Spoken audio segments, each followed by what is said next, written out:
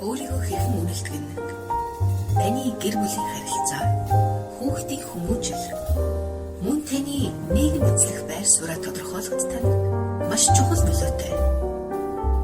Таны үнцэн.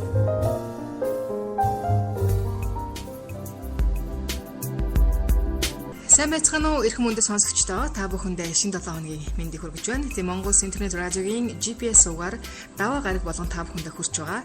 Таны үндэс нэвтрүүлгийн 4-р дугаарыг сонсогч та бүхэндээ хүргэх гэж байна. Ингээд олон зүйлийн нуршилгүйгээр Флорида мужийн Тампа хотод ажиллаж амьдарч байгаа гэр бүлийн харилцаа болон хүүхдийн хүмүүжил ёс суртахууны талаар мэргэжсэн жаатагаа бүгдээрээ холбогдцгоё.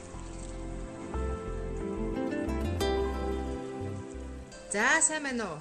Амралтын өдрүүдэд сайхан өнгөрүүлсэн үү? Өстө сайхан өнгөрүүлсэн. Жагаа маань сонсогчдод зориулж юу бэлдвэ? Түрүүчийн удаа бид нар яасан гэхээр үг хэлээрээ яаж ханаа үр хөвгтө болох уу гэдэг талаар ярилцчихсан. Тэгэхээр үргэлжлүүлээд бас бид нар яг ялангуяа өнөөдөр үр хөвгтө яаж барьж босгох уу, бид нар юун дээр анхаарах уу гэдэг тал дээр ярьдаг юм гэж бодож байна.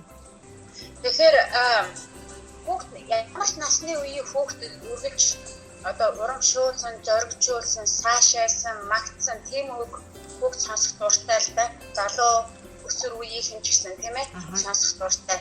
Тэгэхээр одоо манай пастор миний багш надад нэг үг хэлж ирсэн. Тэр үгийг болохоор та нартай хуваалцъя гэж бодож байна л да.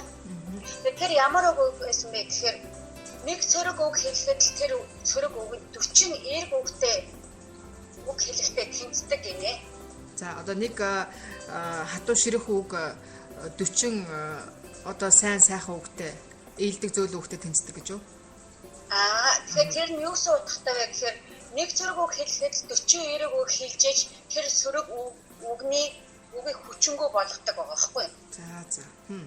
Тэгэхээр их бид нэр үгээ ямар их болгоомжтой яг хэлэх хэрэгтэй үг хэлэх хэрэггүй үг гэдгээ яаж хянах вэ гэдэг нь аягүй чухал болж байгаа байхгүй юу? Ягаад тэгэхээр бид нэр заримдаа ялангуяа ээж нар маань би ч өөрөө ээж хүн, чи ч өөрөө ээж хүн, заримдаа хүүхдүүд маань бидний хамгийн тэр эмзэг үеийг ч юм уу те бухимдсан, ууралсан, уцааралсан эсвэл давгүй ч юм уу эсвэл ядарсан байх үед бидний хамгийн тэр битгий гаргаасаа гэсэн зан чанарууд ч юм хэлэх үгийг маань гаргуулахад хүргэдэг л те. Тэгэхээр ихэнхдээ одоо жишээлбэл олон зүйлийг бид нэр айгүй их тийм өөртөөгаар ч юм уу уцаартайгаар ч юм уу илэрхийлдэг л сөргөөр ч юм уу өөрийн мэдлэгүүгээр миний одоо бодлоор тэр болгон хүмүүс юу н ярьж байхдаа одоо ингэж хэлчихвэл буруутчих шүү. Одоо ингэж үг бүрчлэн бид нар нэг үг болгоно хянах ямар ч боломж байдаггүй тийм үү? Ер нь л болцоо тэгэл ерөөсө худалчинд бол ер нь амд орж ирснээр л тэгээд ярьчдаг хүүхдээ загнан тий загнан зэмлэн одоо тэр битэн хэл ер нь гар хүрэх үеч бас байна штэ тийм ээ.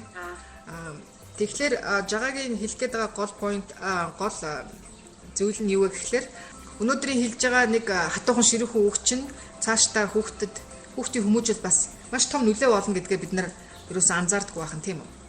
Тэгэхээр хамгийн гол нь бидний өнөөдөр ярьж байгаа үг маань таны хүүхдийн ирээдүйд, таны ирээдүйн амьдралд нь маш их нөлөөлөх учраас хамгийн гол нь үг хэлээ бид нар хянаж захирна гэдэг нь хамгийн чухал зүйл юм шүү гэдгийг илэрхийлэх чиг байна л да.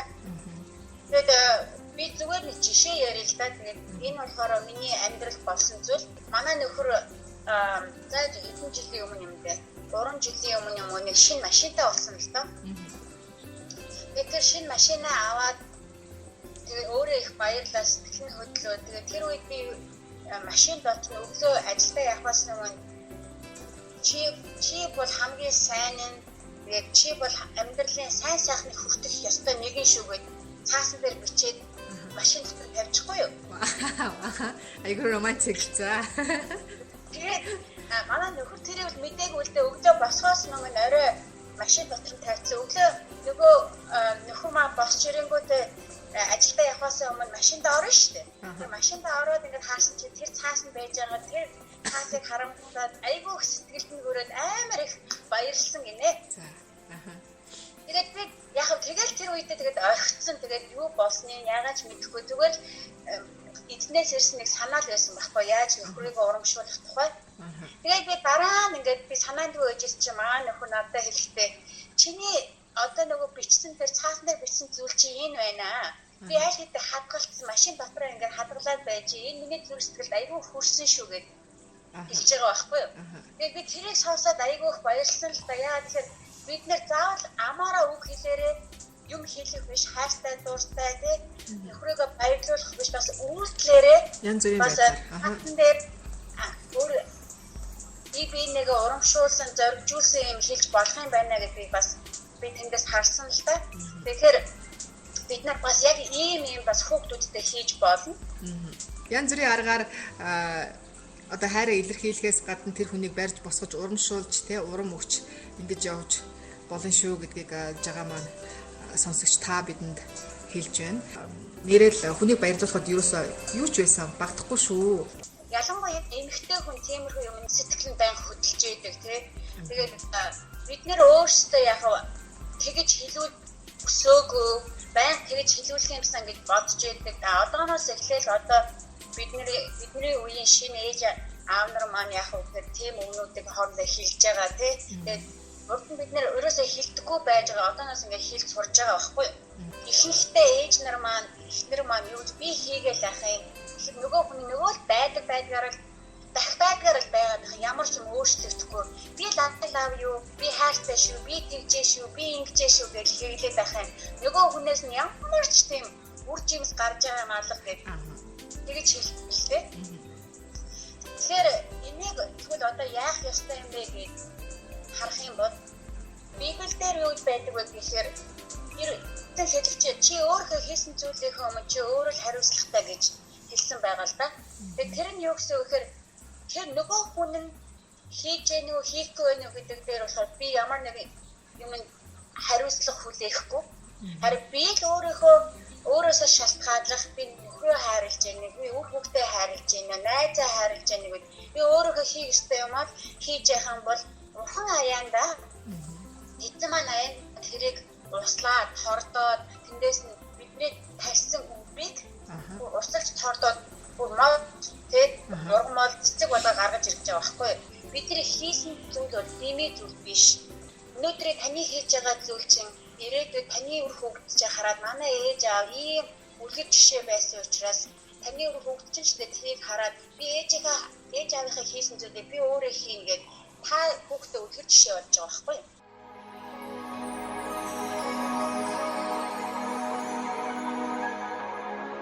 Бэйбинэ уучлаа. Нэг энэрийн уян зөөлөн сэтгэлээр хандцгаая.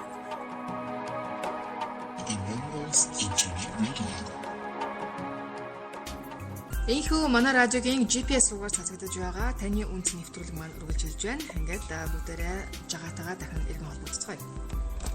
Ихэнх ээж нар маань юу гэж хэлдэг вэ гэхээр битгий хоолоо асгачаарай гэж хэлхийн оронд тэгээд миний хүү аяга болгоомжтой байраарай гэх юм дээр байдаг юм шүү дээ. Тэгэхээр аливаа юм дээр сөргөөр ингээд чи битгий гэдэг хүмүүс юм за чи тэгж болохгүй ингэж явах гэсэн улам илүү хүүхд зөрөө тэрэнд тэглүүгээ хийх гэж оролддог шүү дээ тий. Харин бид нэр эерэг хандлагатайгаар хүүхдтэйгээ хандсан бол тэрийг хүлээж авах болохоор хүүхд ч гэсэн тэрийг эегээр хүлээж авах чадвартай байдаг гинэ. Тэгэхээр бид нар урд нь сая ярьж ирсэн л да одоо жишээлбэл хин нэгэн хүн цаасан дээр ямар нэгэн өөрсдийнхөө баярлсан, талархсан, бахархсан зүйлээ ингээд илэрхийлэх юм бол нөгөө хүмүүс тэрийг хараад энэ үнэхээр ингээд хийсэн байх шүү гэсэн ямар нэгэн байлцтай тэгээд тэр үгүй ээж маань аа маань надаа ингэж ийм сайхан үг хэлжээ гэж тэрийг хараад хүүхд зөвхөн баярлдаг юм л дээ. Эерэг аргаар, зөв аргаар хүүхдүүдэд илэрхийлэх юм бол хүүхдүүд маань бидний хайрыг бас хүртэх тий нэгэн гэдгээ мэднэ бас бидний үгээрээ бас хүүхдүүдэд барьж босч яана гэдэг бас тэр хүүхдүүд маань мэднэ л дээ. Тэгэхээр манай бид нар болохоор яг Монгол хүмүүс болохоор заримдаа хайрн гаднаа юу лээ? Хайрн дотроо хална гаднаа. Тэгээ хайрн дотроо хална гаднаа л нэг ширүү хүмүүс харагдаад байгаа юм шиг боловч яг үнэн нэртэй хүүхдүүд маань ч гэсэн бид нар өөрсдөө ч гэсэн тэр хайрыг байх хүсч идэг учраас өөрсдөө хайраа илэрхийлэх юм бол бид нар бас хайрыг хүртэж явах нэ. Дотор байгаа хайраа ийл гаргацгаая гэх юм уу? Аа. Заримдаа одоо хүүхдүүд ерөөсөө зөөлөн хилээд байх тусам ерөөсөө бүр үг авахаа болцсон байдаг юм шиг байгаа юм. Ерөөсөө оошохгүй чихгүй юм шиг сууж идэг гинэ. Тэгээд хашгичгууц тэгээд нэг сонсоод үгэнд нь ордог.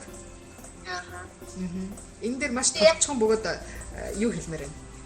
Яг ийм хүүхдүүд болохоор яадаг вэ? Ээж аваагаа хажууд сайн хийдэг байхгүй юу? А ээж аав байхгүй үед болохоор яг юу ч хийж болно тийм. Ээж аав байхгүй ч би юу ч хийж болно гэсэн юм хандлагатай байдаг.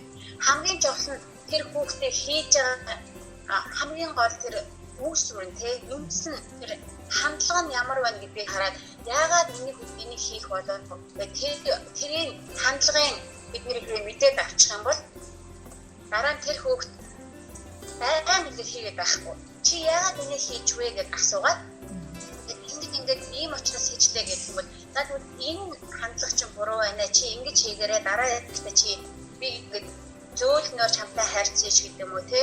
Одоо заримдаа хүмүүс ээж аваасаа айснаас болж тийм бас хандлага гарч ирдэг лээ. Тэр хамгийн гол нь ээж аав эцэг эхүүдийн хувьд болохоор таны хүүхд танаас айж имэж явуулахыг та хүсэж байна уу? Эсвэл таны хүүхд ямар нэгэн асуудал гарч ирэхэд хамгийн түрүүнд тань дээр нэрээ танд сэтгэл санаагаа хуваалцах хүсэж байна уу гэдэг асуудал бас ингэж гарч ирж байгаа.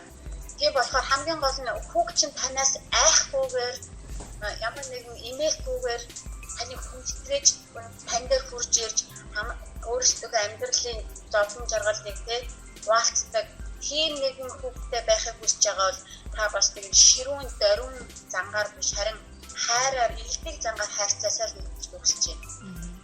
Та хүүхдийнхээ итгэлийг та олж авсан уу гэдэг л асуулт байгаа. Яг үнэ.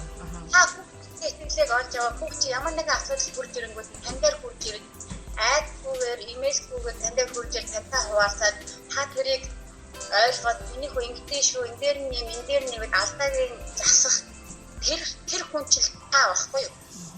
Ээж хүн аа хүн. А тэрнээс биш хүүхдүүд маань одоо найз нөхдрөөгөө ингээд яваад байх юм бол яаж юм гэхээр ээж аавдаа итгэхээс илүү найз нөхдөд илүү итгэж байна гэсэн тийм ойлголтыг хүүхдүүд өөрөө өгч нь л дөө. Ягаад тэгэхээр ээж аавсаа айснаасаа болоод ээж аав дээр ирэхээс илүү найз нөхдөөр очдог болчдөг байхгүй. Тэгэхээр нөгөө үе тэндийн хүүхдүүд чинь адилхан л мэдж байгаа хэмжээ аливаа зүйлийг мэдж байгаа үнэлж байгаа дүнэлт нь яг л адилхан юм чинь тэгэл тэндээс үүсэж нөгөө алдаж онох зүйл нь бас эхлэх юм тийм үү? Тэгэхээр бид нэр өөрсдөө яг сайн ээж аав байж хүүхдүүдийн амьдрал үлгэр жишээ үзүүлэхийн тулд өөрсдөөсөө л эхлэх хэрэгтэй л дээ. Хэрвээ та яг тэрийг яаж зөв харьцаж одоо бид нар тийм байгаагүй хүртэл бид нэр өөрсдөө тэрийг шинээр эхлэж хүүхдүүдэд ойлгож хүүхдүүдээ сонсож хэрвээ та өөрөө сайн хүүхдүүдээ сонсож чадсан бол хүүхдүүд чинь таныг сайн сонсож чадна л да. Нэг юм хэлчихээ тэр болохоор юу гэхээр бурхан бидний хүүхдүүдээр дамжиж биднийг хүмүүжүүлдэг байхгүй юу? Тэгэхээр би одоо 2 хүүхэдтэй тэгээд би өөрөө заримдаа мэдхгүй юмдаг бурхан хүүхдүүдээр мань дамжуулж ингээд заа зөвлөж тэгээд би нэрээ заримдаа уучлаарай гэж би хүүхдээсээ бүртэл уучлахгүй байдаг л да. Яагаад гэвэл би өөрөө тийм юм амьдралдаа туурж үзээгүй эцэг эхээсээ авч үзээгүй учраас яг хүүхдүүдтэй бас яг гэж буруу хандах ч юм уу тэнгүүдээ би хүүхдээсээ уучлах болгоод хүүхдүүд маань тэндээс хүртэл сураад явж байгаа байхгүй. Энгийн юм шиг мөртлөө өнөөдрийн бидний энэ хэлж ярьж байгаа үгс маань хүүхдүүдийг урамшуулж болох нь бас унгаасч болох нь. Тийм учраас ирээдүйд бид нэр сайн үр хүүхдүүдтэй, дуулууртай, эцэг эхтэй гэж зөвлөдөг, ярьдаг юм нээлттэй сайн хүүхдүүдтэй болж байгаа гэвэл өнөөдөр таны хүүхдүүд жоохон байгаа бол яг маргааш гэж хоош тавилгүйгээр эхлүүлэх ер нь хэрэгтэй юм байна шүү. Ингээд өнөөдрийнхөө нэвтрүүлгийг өндөрлүүлж байна. Манай нэвтрүүлгийг дараагийн даваа гараг буюу эх 7 хоногийн нэгд өдөр хүлээн аван сонсороо сонсогч та бүхэн.